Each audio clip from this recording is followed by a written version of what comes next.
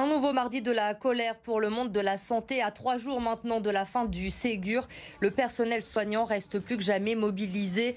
Entre 1000 et 3000 personnes dans les rues de Lyon cet après-midi, malgré le plan massif annoncé par le gouvernement, 6 milliards d'euros et l'enveloppe de 300 millions d'euros confirmée hier par Olivier Véran pour les salaires des médecins hospitaliers. Les personnels demandent plus, notamment une augmentation de 300 € net par mois pour tous les soignants. Emmanuel Macron devrait d'ailleurs annoncer la semaine prochaine les arbitrages pris suite au Ségur. Mais pour le moment, les soignants ne sont pas franchement convaincus. Écoutez cette réaction au micro d'Arthur Blé. L'État a été capable de mettre 15 milliards pour d'autres structures. Pour l'hôpital, il faut 15 milliards pour qu'on puisse tous, de l'employé de la stérilisation, de l'employé à la lingerie, de l'agent de service, du manipulateur radio, de l'infirmière et l'aide-soignante, qu'on ait tous 300 €, c'est 15 milliards qu'il nous faut, c'est pas 6 milliards. Malheureusement, pour l'instant, il n'y a rien de concret. On est le 30 juin aujourd'hui. Le Ségur se termine bientôt. Pour nous, il n'y a rien de concret. En bref, sachez que 2 Givordins ont été mis en examen pour recel de vol en bande organisée. Ils sont soupçonnés d'avoir participé au vol d'une œuvre de Banksy au Bataclan. C'était en janvier 2019. Depuis quelques semaines, vous le savez maintenant, vous pouvez faire du sport avec un peu plus de liberté. Les entraînements des sports collectifs ont repris, les salles de sport ont également rouvertes, mais certains se sentent encore oubliés. Toujours pas d'autorisation pour les sports de contact. La ministre des Sports a annoncé hier qu'elle souhaitait proposer une reprise pour le début du mois de juillet, mais en attendant, il faut s'organiser. Jérémy Pain. Bonjour tout le monde. C'est un petit échauffement tranquille donc. Ils sont contraints de s'entraîner à l'extérieur depuis la fin du confinement. Pour retrouver les salles, les pratiquants de boxe française ou de savate amateur devront encore patienter. En attendant, il faut s'organiser pour garder le rythme, quitte à se tourner vers de nouvelles disciplines. Aujourd'hui, on va faire de la canne de combat, ce qui nous permet justement de respecter les distances. Donc la canne 95, avec ma longueur de bras, on peut à peu près toucher à peu près 1,50 m, voire 1,60 m. Les cours ne peuvent accueillir que 10 personnes au maximum. Les compétitions sont à l'arrêt.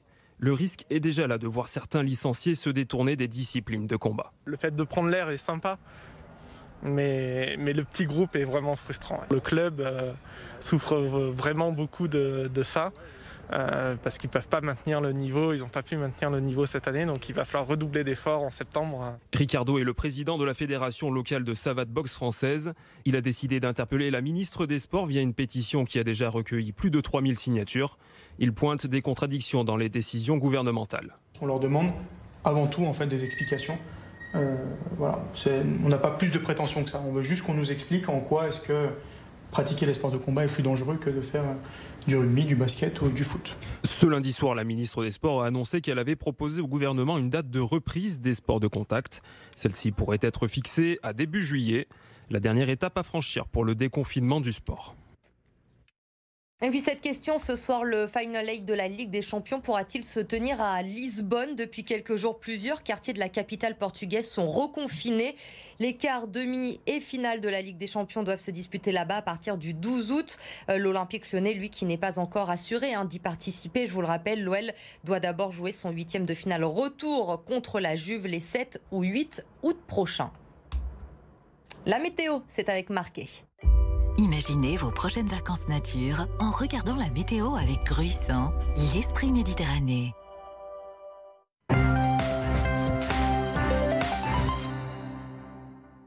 Cette journée de mardi aura été très ensoleillée et surtout très chaude avec des températures véritablement estivales. Il fallait en profiter parce que les conditions vont changer pour cette journée de mercredi. On verra ça dans quelques instants. En tout cas pour ce mercredi matin, pas de changement. Des conditions toujours très ensoleillées, de la douceur voire de la chaleur assez rapidement. 22 degrés à Lyon, 21 à Vienne, 20 degrés à Villefranche-sur-Saône. Mais attention, dans le courant de l'après-midi, activité électrique très intense. Des orages parfois violents sont attendus, accompagnés de grêles, de fortes rafales de vent, de fortes pluies.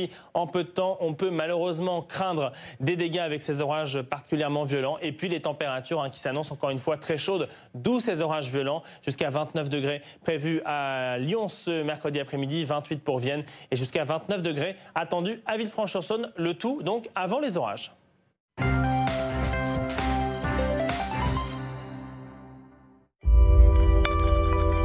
C'était la météo avec Gruissan, l'esprit méditerranéen.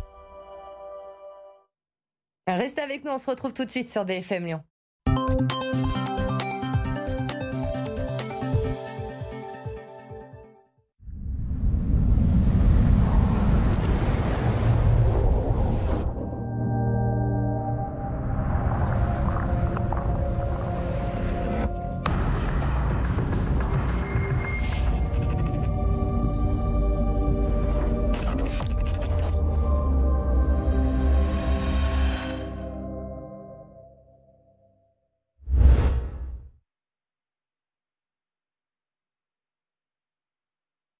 Venez découvrir le Silver Lodge. 4 chalets au style authentique avec appartement du T2 au T5 situé au Calme à Megève. Entre luxe et confort, ces chalets bénéficient de rooftop et de grandes terrasses avec vue sur le Mont Blanc.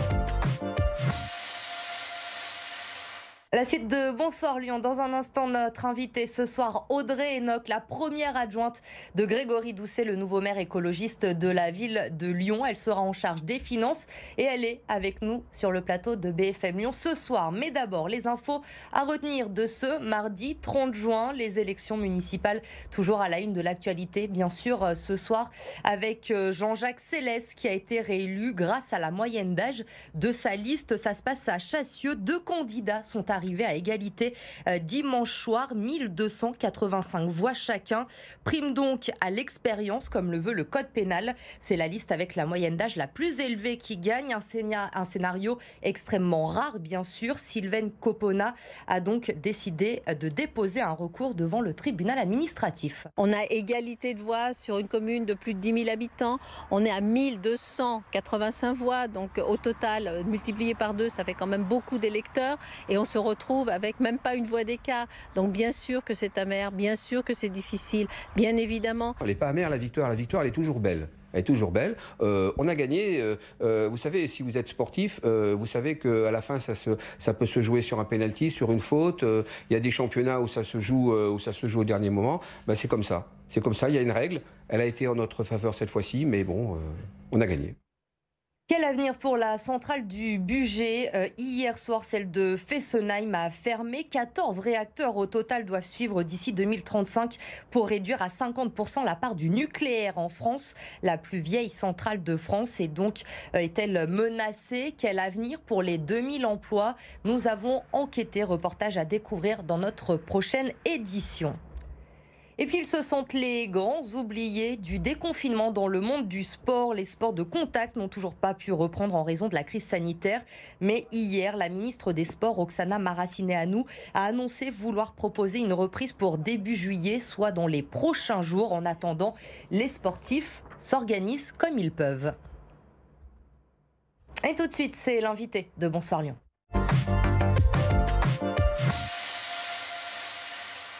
Notre invitée ce soir, c'est Audrey Enoch qui est avec nous ce soir. Bonsoir, merci d'avoir accepté notre invitation sur BFM Lyon. Vous allez devenir la première adjointe de Grégory Doucet, le nouveau maire écologiste de la ville. Vous allez être en charge des finances. Vous serez donc l'un des visages de cette nouvelle équipe municipale. Les Lyonnais ne vous connaissent pas encore. Alors pour débuter, Audrey Enoch, est-ce que vous pourriez vous présenter aux Lyonnais qui nous regardent ce soir ? Bonsoir Élodie, merci, je suis ravie d'être parmi vous ce soir. Je suis une maman de 2 enfants de 6 et 8 ans et en termes de métier, je suis administrateur territorial. Donc mon métier, c'est de m'occuper du service public et de co-construire les politiques publiques. Mais je suis aussi une personne avec de fortes convictions écologistes qui a rejoint l'équipe de la campagne de Grégory Doucet depuis une année. Et peut-être Vous dire aussi que j'habite le 7e arrondissement depuis une douzaine d'années où je suis impliquée dans de nombreuses associations. Alors vous allez devenir le bras droit de Grégory Doucet pour les 6 années à venir. C'est une sacrée marque de confiance qu'il vous fait. Comment ça s'est passé? Vous en avez discuté longuement ensemble avant de prendre cette décision? Cette campagne a été très collective et à travers les nombreux travaux qu'on a pu mener sur le programme, sur la budgétisation de nos mesures, sur nos actions de terrain. J'ai beaucoup côtoyé Grégory Doucet, mais également beaucoup d'autres candidats et candidates. Et ça s'est fait assez naturellement, en fait, je devrais dire, à travers notamment les travaux que j'ai menés pendant la campagne avec Grégory Doucet. Donc il m'a proposé d'être son adjointe en charge des finances et de la commande publique juste avant le premier tour des élections municipales et beaucoup plus récemment d'être sa première adjointe. Donc on en a parlé, mais on doit encore préciser... Pardon ? Pardon, oui, je vous disais, le conseil municipal doit avoir lieu samedi. Dans quel état d'esprit vous vous trouvez à quelques jours maintenant de cette prise officielle de fonction? Vous avez hâte? Il y a un petit peu d'appréhension? Tout à fait, nous sommes impatients et je suis impatiente de pouvoir enfin élire Grégory Doucet comme maire de Lyon et d'être nommée comme adjointe, comme première adjointe, parce qu'on travaille depuis plus d'1 an sur les projets pour rendre la ville de Lyon plus agréable, plus apaisée, plus écologiste. Et cette campagne a été longue avec la crise du Covid-19. Donc maintenant, on a vraiment hâte de pouvoir commencer à travailler avec les services de la ville, avec les habitants, les entreprises et les partenaires pour mettre en place ce que nous avons proposé aux Lyonnais et aux Lyonnaises. Comment vous analysez cette vague verte qui a déferlé sur la métropole lors de ces élections? C'est clairement une envie de dégagisme de la part des électeurs, selon vous? Je pense que le mouvement qui est venu des Lyonnais et des Lyonnaises est double. À la fois, comme vous dites, une envie de changement du personnel politique qui est là depuis longtemps, qui a souvent, par le passé, cumulé les mandats. C'est vrai que nous leur avons proposé une équipe plus jeune, plus moderne, avec beaucoup d'élus qui n'ont pas encore été élus. Donc on symbolise le renouvellement. Mais je pense également que les Lyonnais et les Lyonnaises avaient vraiment envie de mettre l'écologie au cœur. Nous sommes dans une ville qui est très polluée, avec beaucoup de problématiques de pics de pollution et de canicules notamment. Et les Lyonnais avaient vraiment envie que l'écologie soit au centre des politiques que mène leur municipalité. Vous parliez à l'instant, Audrey Enoch, de votre équipe assez jeune. Certains n'ont jamais été élus, découvrent la politique et vous l'avez forcément entendu. Il y a certains Lyonnais qui s'inquiètent de ce manque d'expérience de la vie politique de certains écologistes. Est-ce que vous êtes prêts aujourd'hui à gouverner la 3e ville de France? Est-ce que vous pouvez les rassurer ce soir? Oui, mais je pense que le vote montre qu'ils sont déjà rassurés. Et le taux d'abstention aussi montre que les Lyonnais et les Lyonnaises, comme la plupart des Français et des Françaises, ont envie de faire de la politique autrement et de participer à la politique autrement. Et justement, dans notre programme, nous proposons beaucoup de mesures de démocratie participative qui permet aux habitantes et aux habitants de co-construire avec les politiques, avec les services municipaux, les équipements dont ils ont besoin, les politiques et les projets qu'ils souhaitent voir mener pour leur ville. Donc on apporte vraiment ce renouvellement de la manière de gérer la chose publique qui est importante. Quant à la question de l'expérience, il ne faut pas être un professionnel de la politique pour entendre le besoin des habitants et y répondre. Et puis vous allez être en charge des finances, justement sur l'expertise des... Pardon, oui, vous allez être en charge des finances, donc je le disais, on en a parlé tout à l'heure. Lyon est une ville qui a la réputation d'être bien gérée. Est-ce que vous allez poursuivre ce qui est déjà mis en place? Est-ce que vous avez déjà peut-être ciblé des mesures qu'il fallait prendre rapidement?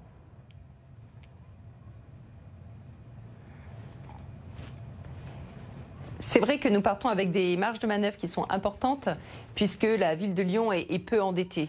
Mais si elle est peu endettée, c'est que pendant le mandat précédent, la majorité a très peu investi dans les équipements publics dont les Lyonnais et les Lyonnaises ont besoin. Donc on va pouvoir à la fois poursuivre une gestion saine du fonctionnement de la ville, mais en même temps investir plus pour les équipements dont la population a besoin. Lyon, on le sait, a été toujours une ville plutôt de centre droit. Est-ce que selon vous, il va falloir que vous meniez une politique écologique peut-être un petit peu moins radicale pour ne pas brusquer les Lyonnais ?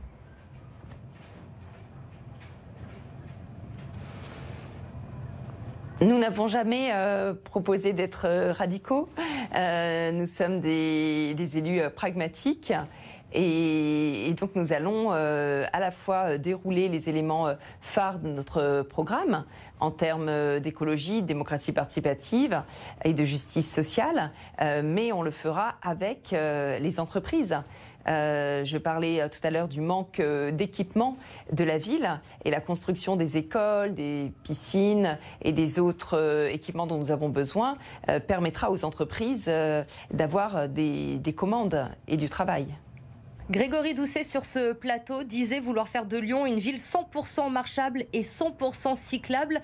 Ça veut dire quoi, Audrey Enoch? Plus de voitures en ville dans les prochaines années? Non.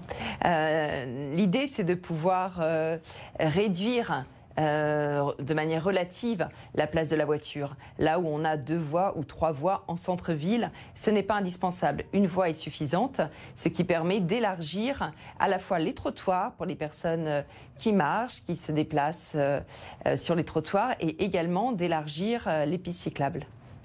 Est-ce qu'on va voir apparaître à Lyon, comme c'est le cas à Grenoble avec Éric Piolle, des autoroutes réservées pour les vélos dans le centre-ville ? Des autoroutes, vous y allez un petit peu fort, mais nous aurons un réseau express vélo qui sont des voies de vélo d'environ 1,50 m de chaque côté qui sont sécurisées pour que les cyclistes et même les enfants puissent rouler en toute sécurité. En effet, il y en aura au centre-ville de Lyon. Merci beaucoup Audrey Enoch d'avoir été avec nous sur le plateau de BFM Lyon. Je le rappelle, vous allez être la première adjointe de Grégory Doucet chargée des finances pour la ville de Lyon.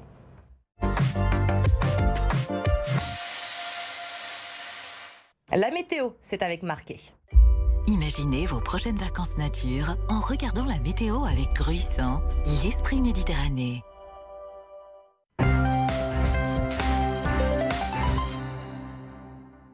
Cette journée de mardi aura été très ensoleillée et surtout très chaude avec des températures véritablement estivales. Il fallait en profiter parce que les conditions vont changer pour cette journée de mercredi. On verra ça dans quelques instants. En tout cas pour ce mercredi matin, pas de changement. Des conditions toujours très ensoleillées, de la douceur, voire de la chaleur assez rapidement. 22 degrés à Lyon, 21 à Vienne, 20 degrés à Villefranche-sur-Saône. Mais attention, dans le courant d'après-midi, activité électrique très intense. Des orages parfois violents sont attendus, accompagnés de grêles, de fortes rafales de vent, de fortes pluies. En peu de temps, on peut malheureusement craindre des dégâts avec ces orages particulièrement violents. Et puis les températures qui s'annoncent encore une fois très chaudes, d'où ces orages violents, jusqu'à 29 degrés prévus à Lyon ce mercredi après-midi, 28 pour Vienne et jusqu'à 29 degrés attendus à Villefranche-sur-Saône, le tout donc avant les orages.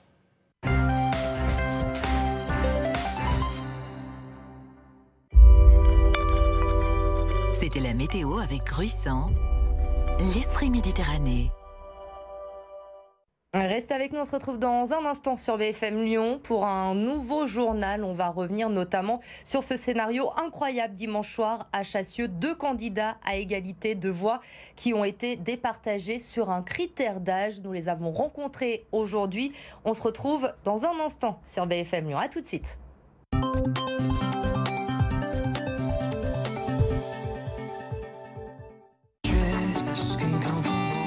S'évader. Découvrir, regarder, partager. Chez nous, ressourcez-vous. Réservez vos séjours et week-ends en Isère sur évasion.isère.fr.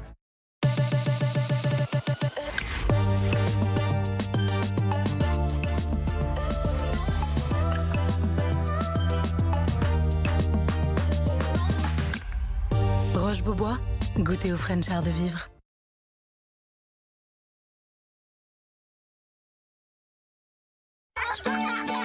Bleu, bosse, Arnigel. Fatigue musculaire? Arnigel. Arnigel, les bienfaits de l'arnica. Médicament homéopathique traditionnellement utilisé dans le traitement local d'appoint en traumatologie bénigne en l'absence de plaie. Arnigel existe aussi en roll-on. Tout médicament peut exposer à des risques. Parlez-en à votre pharmacien.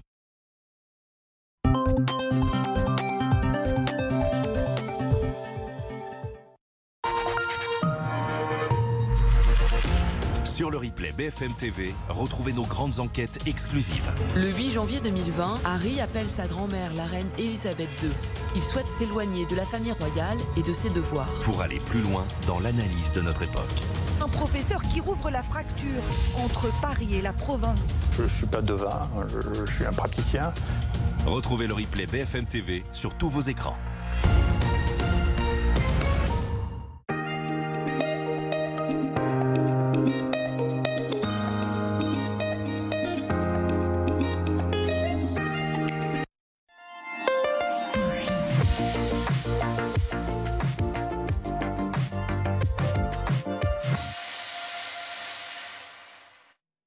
Il est 18h, bienvenue si vous nous rejoignez sur BFM Lyon. La suite de Bonsoir Lyon, nous sommes le mardi 30 juin. Le journal à suivre dans quelques minutes. Notre invitée également ce soir, Audrey Enoch, première adjointe de Grégory Doucet en charge des finances. Elle est notre invitée ce soir sur BFM Lyon.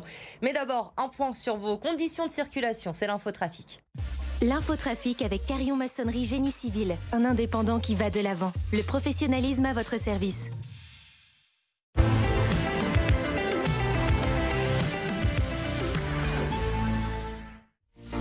Il y a du monde ce soir sur les routes de l'agglomération lyonnaise. Patience donc si vous prenez la route avec toujours ces difficultés. Secteur du tunnel sous Fourvière, l'arrivée par le sud sur la M7, la porte du Val-Vert également encombrée ce soir. La sortie de Lyon par le périph' porte de Gerland en direction de Saint-Fond.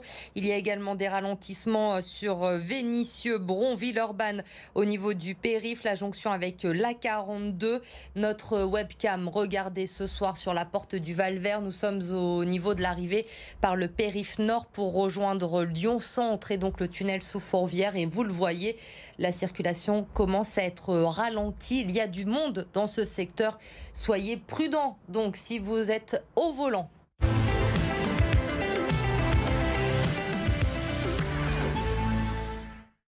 L'infotrafic avec Carillon Maçonnerie Génie Civil, un indépendant qui va de l'avant. Le professionnalisme à votre service. À la une de l'actualité, Jean-Jacques Célès réélu grâce à la moyenne d'âge de sa liste à Chassieux. 2 candidats sont arrivés à égalité, 1285 voix chacun. Prime donc à l'expérience comme le veut le code pénal. Sylvaine Copona a décidé de déposer un recours devant le tribunal administratif. Quel avenir pour la centrale du Bugey? Celle de Fessenheim a fermé hier soir. 14 réacteurs au total doivent suivre d'ici 2035 pour réduire à 50% la part du nucléaire. La plus vieille centrale de France est-elle menacée? Reportage à suivre dans ce journal. Et puis ils se sentent les grands oubliés du déconfinement. Les sports de contact n'ont toujours pas pu reprendre en raison de la crise sanitaire. Hier, la ministre des Sports, Roxana Maracineanu, a annoncé vouloir proposer une reprise pour début juillet. En attendant, les sportifs s'organisent.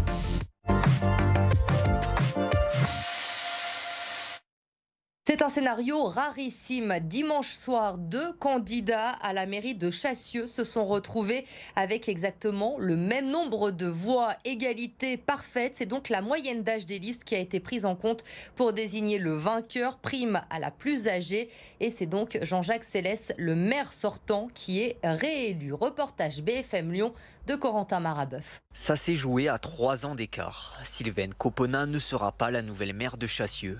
C'est la liste du maire sortant qui l'emporte selon la règle du critère d'âge édictée par le code électoral. Si je l'avais connu, j'aurais pris un centenaire avec nous. Pour la candidate d'Hiver Centre, un sentiment d'injustice domine. L'égalité parfaite dans les urnes n'aurait pas dû conduire à la réélection de son adversaire. On a égalité de voix sur une commune de plus de 10 000 habitants. On est à 1285 voix, donc au total, multiplié par 2, ça fait quand même beaucoup d'électeurs. Et on se retrouve avec même pas une voix d'écart. Donc bien sûr que c'est amer, bien sûr que c'est difficile, bien évidemment. Fraîchement réélu, le maire de Chassieux comprend cette frustration, mais savoure sa victoire. Elle n'est pas amère, la victoire elle est toujours belle. Elle est toujours belle. On a gagné. Vous savez, si vous êtes sportif, vous savez qu'à la fin, ça peut se jouer sur un penalty, sur une faute. Il y a des championnats où ça se joue au dernier moment. Ben, c'est comme ça. C'est comme ça, il y a une règle. Elle a été en notre faveur cette fois-ci, mais bon, on a gagné. Une victoire que Sylvaine Copona va contester devant le tribunal administratif de Lyon. Un recours va être déposé par la candidate. À Lyon, on connaît désormais la date du conseil municipal qui va élire le nouveau maire. Il se tiendra ce samedi à 14h30. Et c'est Gérard Collomb, le doyen des conseillers municipaux, présent ce week-end, qui remettra l'écharpe de maire à Grégory Doucet, le nouveau maire écologiste de la ville. Bruno Bernard, le futur président de la métropole, lui a été interpellé dès son élection dimanche soir par le collectif Trêve Générale. Plusieurs personnes se sont rendues à la soirée des Verts. Ils ont interpellé Grégory Doucet et Bruno Bernard à la fin de leur discours. Ils demandent la prolongation immédiate de la trêve hivernale qui doit s'achever le 10 juillet. L'ouverture également de places d'hébergement et l'arrêt des expulsions. Un rendez-vous avec Bruno Bernard leur a été promis, mais aucune date n'est fixée pour le moment. Le 10 juillet, s'il n'y a pas de report de la trêve hivernale, ça va être des dizaines de milliers de personnes à Lyon qui vont se retrouver dans la rue. Il n'y a pas de place d'hébergement d'urgence au niveau du 115 et de tous les autres services sociaux. Nous, on attend des choses concrètes. C'est justement pour ça qu'on est venu dimanche soir. C'est pour rappeler que tout ça, c'est aussi des engagements et qu'il faut que ça s'accompagne d'actes concrets. Enfin, je veux dire que ça soit écolo, socialiste... Nous, ce qu'on attend, c'est des actes concrets. On veut plus de blabla. Ce qu'il faut, c'est qu'on passe à l'action maintenant, puisqu'il y a une réelle urgence à agir. Dans l'actualité également ce soir, la fermeture de la centrale de Fessenheim dans le Haut-Rhin. Le gouvernement veut réduire de 75 à 50% la part du nucléaire en France d'ici 2035. 14 des 57 réacteurs vont donc être fermés. La centrale du Bugey est la plus ancienne de France. Quel avenir donc pour les 2000 emplois entre les pro-fermetures et ceux qui défendent le site? Nous avons enquêté sur place. C'est un reportage de Jérôme Jarny. À 25 km de Lyon, la centrale nucléaire du Bugey. Ces 4 réacteurs, dont 2, ont plus de 40 ans et ont donc dépassé la durée initialement prévue de leur exploitation. Avec la fermeture de Fessenheim, les antinucléaires espèrent bien que la prochaine sera celle-ci. On veut une fermeture très rapide. Enfin, pour les réacteurs de Bugey, on la veut quasi immédiate. Il faudrait effectivement qu'on ait un vrai programme de sortie du nucléaire comme l'Allemagne l'a eu. Effectivement, on ne peut pas arrêter des réacteurs du jour au lendemain. Par contre, on risque de tout arrêter du jour au lendemain si en France, il nous arrive un accident comme il y en a eu un à Tchernobyl ou à Fukushima. Au début de l'année, EDF a proposé au gouvernement français d'étudier la mise à l'arrêt de 2 réacteurs de la centrale du Bugey. Plus de 1500 personnes travaillent sur le site. Alors quand on parle à la population locale d'une possible fermeture... Ça serait un problème parce qu'il y a une grande partie de la population qui travaille à la centrale. Donc économiquement... ça serait un problème. C'est-à-dire que les gens sont marins, ils ne veulent pas des centrales et ils ne veulent pas des éoliennes. Alors il faudrait savoir. Face aux antinucléaires, les élus du territoire justifient l'attractivité de la centrale. Aujourd'hui, nous sommes très riches en restaurants qui marchent surtout à midi parce qu'on a tout ce personnel, tous ces prestataires qui sont sur place. Et puis on a aussi tout ce qui est toutes les retombées économiques pour la commune et pour le département. La fermeture définitive de la centrale, ce sera une catastrophe pour le territoire. Les communes du Bugey et du Nord-Isère proches de la centrale ne semblent pas prêtes de tourner la page du nucléaire, d'autant qu'un projet d'installation de 2 réacteurs EPR est à l'étude, précisément sur des terrains ici sur la commune de Loyette. Un nouveau mardi de la colère dans le monde de la santé. À 3 jours maintenant de la fin du Ségur, le personnel soignant reste plus que jamais mobilisé. Entre 1200 et 3000 manifestants aujourd'hui dans les rues de Lyon. Car malgré le plan massif annoncé par le gouvernement, 6 milliards d'euros mis sur la table, une enveloppe de 300 millions confirmée hier par Olivier Véran pour les salariés des médecins hospitaliers. Les personnels demandent plus, notamment une augmentation de 300 € net par mois pour tous les soignants. Emmanuel Macron devrait d'ailleurs annoncer la semaine prochaine les arbitrages pris suite au Ségur. Écoutez cette réaction recueillie aujourd'hui par Arthur Blé. L'État a été capable de mettre 15 milliards pour d'autres structures.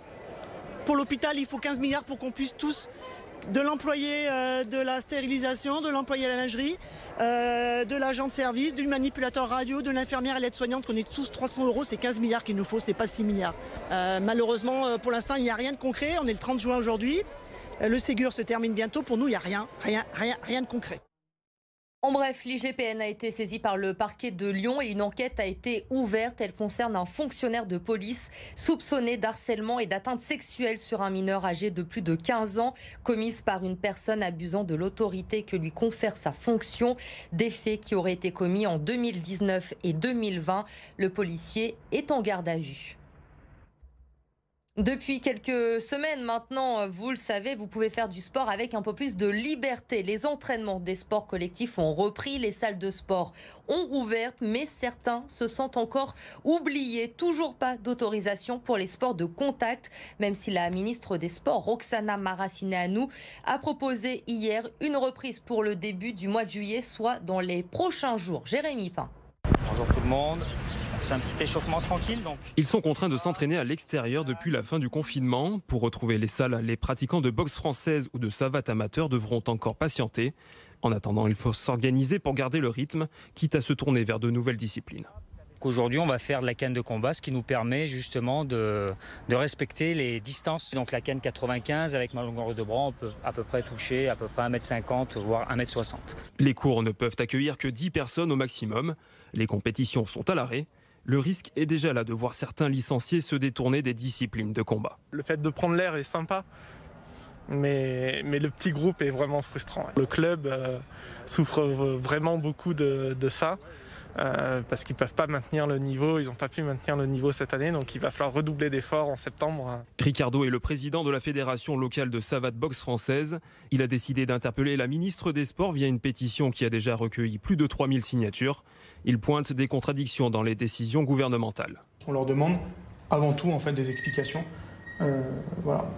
On n'a pas plus de prétention que ça. On veut juste qu'on nous explique en quoi est-ce que pratiquer les sports de combat est plus dangereux que de faire du rugby, du basket ou du foot. Ce lundi soir, la ministre des Sports a annoncé qu'elle avait proposé au gouvernement une date de reprise des sports de contact.